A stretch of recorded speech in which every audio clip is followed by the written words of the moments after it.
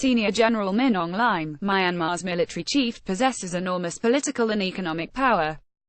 Yeong to Agence France Presse, Getty Images. Yangon, Myanmar. The most powerful person in Myanmar now, Senior Gen. Aung Hlaing, was little known outside the country's military circles until the villages started burning. In just a few weeks in 2009, his forces drove tens of thousands of people out of two ethnic enclaves in eastern Myanmar, the first the Shan, near the Thai border, then the Kokang, closer to China. Locals accused his soldiers of murder, rape and systematic arson. 2 years later, the general, who is scheduled to meet with Pope Francis this week, was promoted to Commander-in-Chief of the armed forces in a country where the constitution keeps the military in power despite the veneer of democratic elections. The methods his forces used in 2009 have all been on display this year as the military has driven more than 620,000 Rohingya Muslims out of Myanmar in a campaign the United States has declared to be ethnic cleansing. Aung San Suu Kyi, the Nobel laureate who is the country's de facto civilian leader, has been harshly criticized for allowing the Rohingyas' expulsion. But under the constitution, which was written by the military, she has no authority over the armed forces.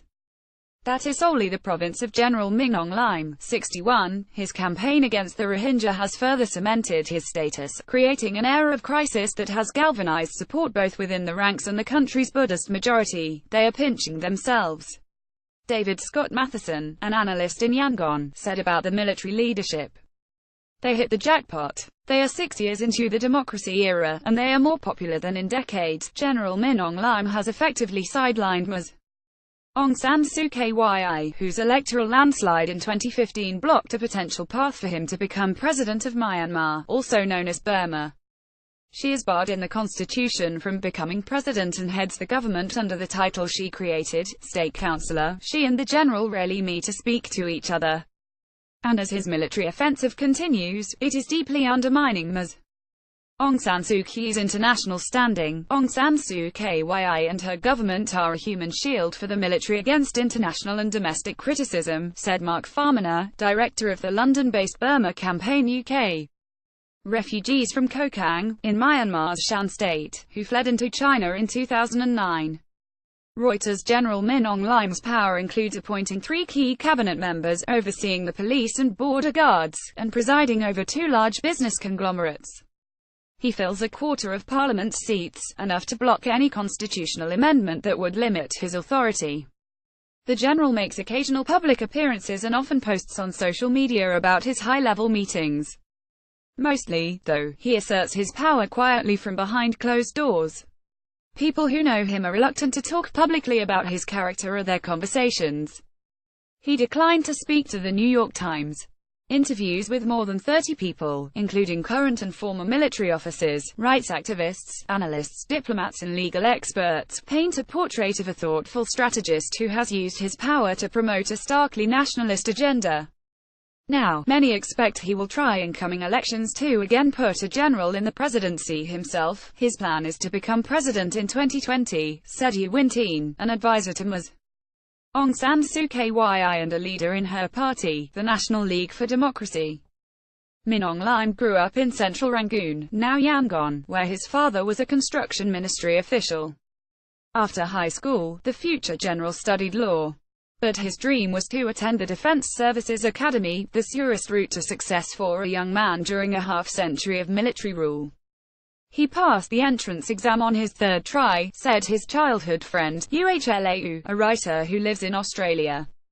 The future general was known for his smile, but his tendency to criticize and blame others won him few friends.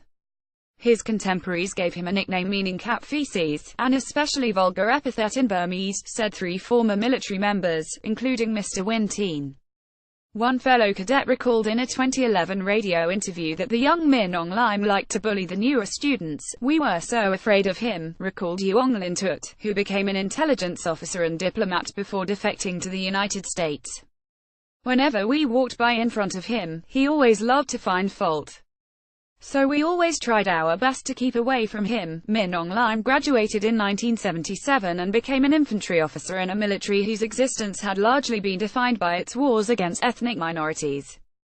It waged a ruthless counterinsurgency strategy known as the Four Cuts, isolating rebels from civilian support by violently severing their access to food, money, intelligence and recruits. Rohingya, who were driven out by Myanmar's army, crossing into Bangladesh in September. Adam Dean for The New York Times. Burning villages is what they have done for years, Mr. Matheson said. He would have risen in the ranks in the 80s when this was happening all the time. Mr. Hlau wrote about the record of my dear friend Min Aung Hlaing, saying, "He truly is a battle-hardened warrior of brutal Burmese army." One of his commanding officers, Mr. Hlau said, was a colonel named Than Shwe, who later became senior general and head of the ruling clique. In early 2009, Min Aung Hlaing was named chief of the Bureau of Special Operations II, overseeing northeastern Myanmar. In July and August that year, his troops targeted rebels in Shan State campaigns that drove nearly 50,000 people from their homes. This campaign has been carried out cold-bloodedly and systematically. Kam Han Pha, director of the Shan Human Rights Foundation, said at the time. The troops commandeered petrol to burn down the houses, and radioed repeatedly to their headquarters as the buildings went up in flames. The assault in the Kokang region of northern Shan State began after the military, known as the Tatmadaw, tried to arrest a popular Kokang leader, Phuong Kyatshin. Fighting erupted, dozens were killed and 37,000 refugees fled into China. Mr. Phuong accused soldiers of robbing, raping and killing civilians. In March 2011, Senior Gen. Than Shwe bypassed older and more experienced generals and picked Min Aung Hlaing, then a young lieutenant general, as commander-in-chief. His selection was part of the junta leader's plan to restructure the government under the new constitution. Then in his mid-70s, Than Shwe needed a trusted successor who would not hold him accountable in retirement for his brutal reign or his accumulation of personal wealth. Than Shwe put two other top generals into civilian positions, including Thein Sein as president, and dissolved the junta in 2011. In 2013, Min Aung Hlaing took on the title of senior general previously held by his mentor. It's unclear who promoted him. Aided by a constitution written by the military, General Min Aung Hlaing, left, has used his power to effectively sideline Myanmar's civilian ruler, Aung San Suu Kyi, right. Soe Tun Reuters. Min Aung Hlaing was in line to succeed Thein Sein in the presidency, but that plan was foiled by Ms. Aung San Suu Kyi's overwhelming victory in 2015. After the election, he decided to stay on past the mandatory retirement age of 60 for 5 more years, despite complaints that the move was improper. As commander-in-chief, he has acted much like a head of state, traveling to meet foreign leaders and arms suppliers, and holding court in Naypyidaw, the capital, with ambassadors and visiting dignitaries. He pays attention to detail, said Yu Min-jin, executive director of the Institute for Strategy and Policy Myanmar, an independent center in Yangon that promotes democracy. He is good at delegating. He presents himself as a statesman. On Twitter and Facebook, he extols fitness and discipline, complains of bullying by foreign organizations, and accuses the international media of hiding the truth about Rohingya refugees. Like other nationalists, he calls them Bengalis, and insists they are illegal immigrants. There is exaggeration to say that the number of Bengalis fleeing to Bangladesh is very large. He posted in English on Facebook after meeting with United States Ambassador Scott Marcial in October. The two countries said last week that they had reached an arrangement on the possible repatriation of the Rohingya, but they gave few details. The military's edge in Myanmar is not an accident. The generals spent more than 15 years drafting their constitution, instituting a Byzantine government structure with many built-in powers for the commander-in-chief. Since Parliament selects the president, the commander-in-chief's control of a quarter of the seats gives him a big head start in any future contest. He has extensive authority over local civilian affairs through his control of the Ministry of Home Affairs and its General Administration Department. That means day-to-day administration of the country is under the military, said Yu Yan Myo Thein, an independent analyst in Yangon. Myanmar's military has waged war against ethnic and sectarian minorities for decades, and is more popular than ever. Aung San Suu Kyi Associated Press. The general also oversees an extensive intelligence apparatus, unlike Ms. Aung San Suu Kyi, who at times seems poorly informed about events in the country. And the military owns two of Myanmar's largest conglomerates, the Union of Myanmar Economic Holdings Limited and Myanmar Economic Corporation.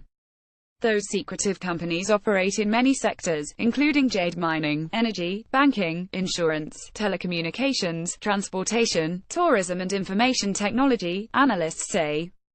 Historically, they have been an important source of wealth for the generals, said Yu Yimyo Hein, executive director of the Tagong Institute of Political Studies, an independent policy center in Yangon. They have a vast economic empire, he said. He does not have to answer to parliament or the civilian government. We have a long history of the business-military complex. It's very difficult to stop that. Most land in Myanmar is owned by the government, and the generals have a history of seizing desirable properties and handing them to favored companies, including their own. The commander-in-chief also has authority over many land use decisions through the Ministry of Home Affairs. He controls everything that has to do with the land, said Yu Myint-Thwin, a lawyer who represents farmers trying to recover 20,000 acres outside Yangon that the military seized 2 decades ago. 20 farmers were jailed for months in 2014 after they filed a lawsuit seeking the land's return. He said he and the farmers sent letters last year to General Min Aung Hlaing asking him to give back the land. The military people were calling the farmers and threatening them, he said.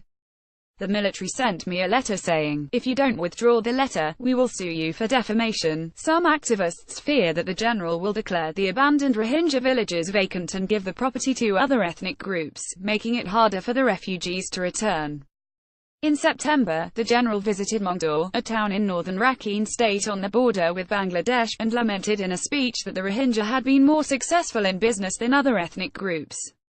He urged non-Rohingya who had fled the violence to return home and rebuild their communities. It's necessary to have control of our region with our national races, he said. That is their rightful place.